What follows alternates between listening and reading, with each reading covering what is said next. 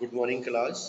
12th class विषय समाजशास्त्र के अंतर्गत आज हम पाठ का नाम है औद्योगिक समाज में परिवर्तन और विकास। तो इसके लिए हमने सबसे पहले इसमें बात जब आती है औद्योगिक समाज की, तो औद्योगिक समाज की बात आती है तो उसमें उद्योगों की सबसे पहले बात आती है। तो औद्योगिकरण और उदारीकरण। उदारीकरण का मतलब कल भी मैंने आपको बताया था कि किस तरह से जो है उदारीकरण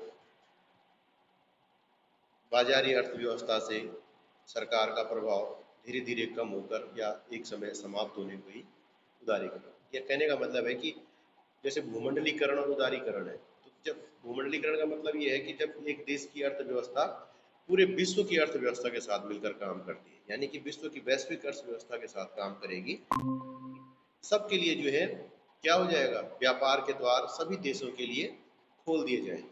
ठीक है ना, तो उसको हम भूमंडलीकरण कहते हैं। अब बात आती है औद्योगिक।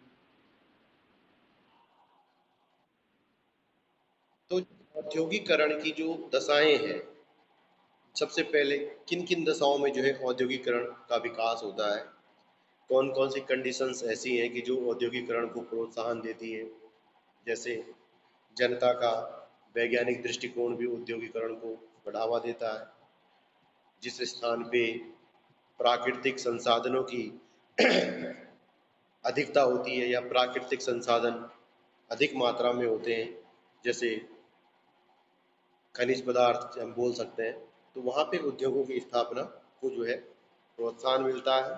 वहाँ पे औद्योगिक कारखाने जो है स्थापित हो जाते हैं।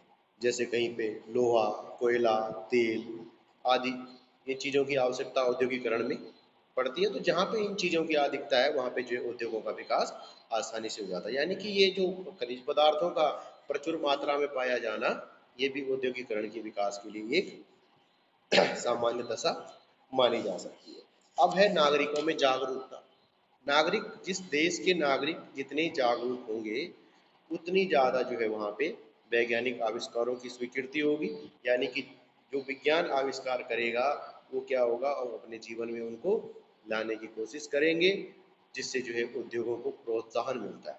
कोई भी चीज़ अगर हम कोई चीज़ बना रहे हैं,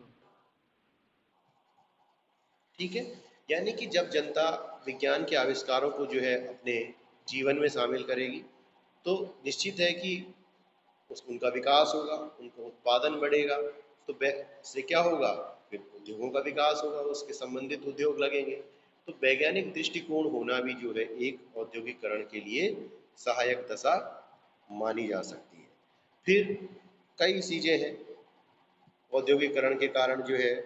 अब जैसे औद्योगिकरण के उद्देश्य क्या होते हैं, व्यापार में वृद्धि करना। भाई उद्योगों में उत्पादन होगा तो वो बाहर भी जाएगा, इधर उधर के देशों में भेजा जाएगा। तो व्यापार में वृद्धि करना भी औद्योगिकरण का उद्देश्य है। औद्योगिकरण का एक उद्देश्य है कि इससे राष्ट्रीय आय बढ़ाना है, मेरी उद्देश्य हो सकता है। इससे जो है राष्ट्रीय आय बढ़ती है, ठीक, बेरोजगारी घटती है, क्योंकि जब उद्योगों का विकास होता है तो लोगों को उद्योगों में नौकरी मिलती है, जिससे उनको रोजगार मिलता है। तो उस समय क्या होता है, लोगों को उससे जो है लोग रोजगार प्राप्त करते हैं, जिससे उनका जीवन स्तर अच्छा होता है। फिर रहन सहन के स्तर में जो है वृद्धि होती है औद्योगिकरण के कारण। कहने का मतलब है कि दैनिक आवश्यकताओं की जब पूर्ति व्यक्ति की हो जाती है, मतलब इतना औद्योगिकरण के विकास के कारण क्या होता है, जब व्यक्ति रोजगार की तलाश में आते हैं उनको रोजगार मिलता है, इससे उनकी आर्थिक स्थिति मजबूत होती है, दैनिक आवश्यकताओं की भी उनकी पूर्ति होती है। ठीक, फिर अज्ञानता का अंत भी हो जाता है। भाई औद्योगिकरण में जो है लोग अंधविश्वासों को इससे दूर किया जा सकता है। छोटी सी बात है, अगर नई नई मशीनों का निर्माण आज हो चुका है, चाहे वो मेडिकल के फील्ड में हो, उनके भी तो कई इंडस्ट्री होगी जो कोई चीज़ वहाँ पे बनाई जाती है। माना कोई एक्सरे मशीन है या सिरेंज बनाई जाती है, उनका भी तो कोई प्रोडक्शन कहीं होता होगा, तो उनके संबंधित उद्योग भी तो स्थापित किए जाते होंगे। तो इसीलिए जो है ये आज अज्ञानता का अंत, लोगों के अंधविश्वासों को भी जो है औद्योगिकरण के द्वारा दूर किया जा सकता है। लोगों को जो है वैज्ञानिक आविष्कारों के बारे में जानकारी दे करके भी प्रोत्साहित किया जा सकता है। फिर औद्योगिकरण के कारण बेटा, औद्योगिकरण का एक उद्देश्य ये भी होता है कि अपने देश को आत्मनिर्भर बनाए। ठीक। अब जब उद्योगों की बात आती है तो फिर इसमें श्रमिकों की बात भी आती है।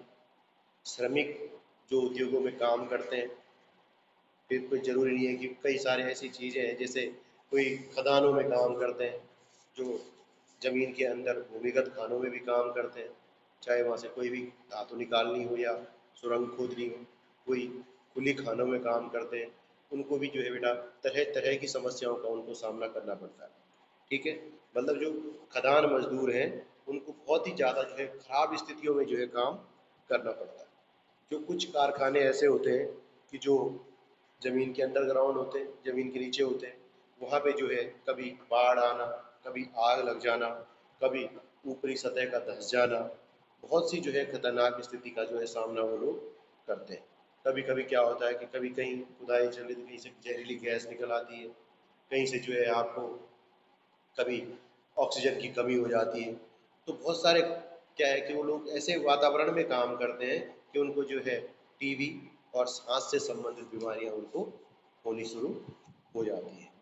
ठीक है बेटा। अब जो लोग, ये तो होगी अंडरग्राउंड काम करने वालों की बात, उनको देखो समस्याएं क्या है।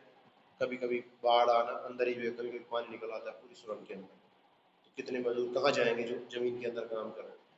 फिर बाढ़, कभी आग लग जाती है, कभी जो है रास्ता बंद हो गया तो ऑक्सीजन की कमी हो जाती है, फिर धूल, कई सारी चीज़ें होती हैं उनको।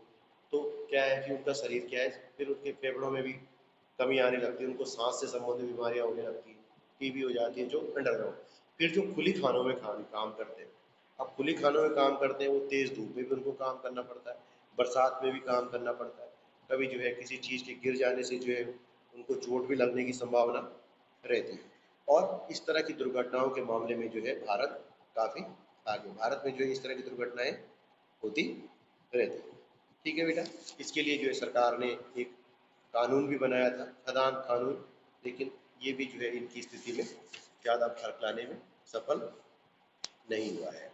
फिर देखो बेटा, अब बात आती है जब औद्योगिकरण है, मैंने भूमंडलीकरण की भी बात की, तब व्यापार की बात आती है।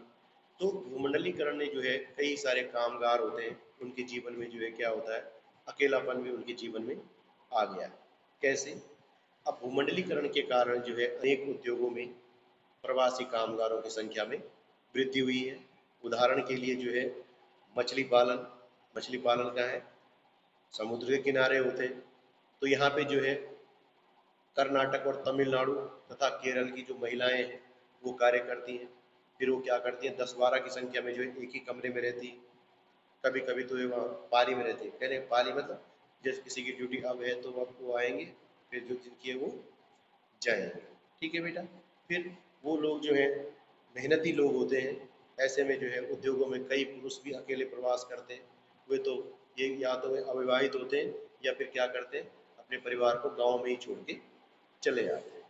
तो इस तरह से जो है वो अकेले प्रयास करते हैं। तो इसमें जो है कहने का मतलब है कि